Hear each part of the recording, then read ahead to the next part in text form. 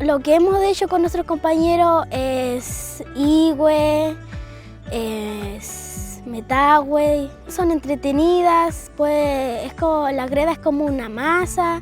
Cuando tengo que hacer figuritas, así como Igüe, platitos y todo eso. El Metagüe se puede hacer de distintas maneras, así como Metagüe ñaiki, que significa gatito, y animalitos relacionado con la naturaleza. Pero igual me gustaría hacer una de esas de greda de Shaya, que significa olla.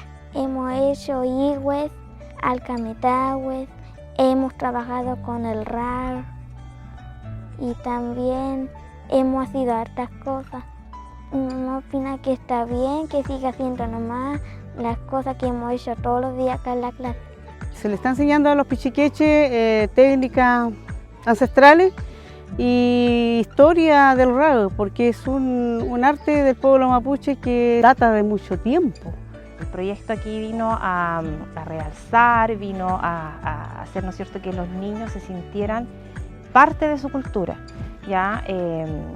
Ellos llegan conversando a la casa y los papás también, ¿no es cierto?, están muy contentos porque apoyan en esto de ellos involucrarse en el aprendizaje de sus raíces, de su cultura, como les comentaba. Se da esto de que llegan a su casa y conversan con sus papás, con sus abuelos, con sus tíos y empiezan a practicar lo que aprenden acá, no sé, ya sea en la asignatura de lengua mapudungún o en el taller, porque también aprenden mucho vocabulario.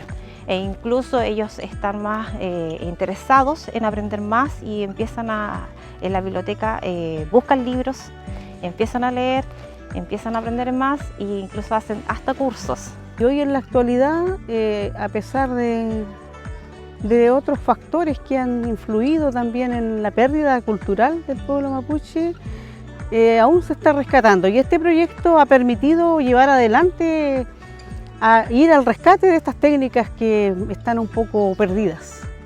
Y qué mejor hacerlo con los niños, que son el futuro.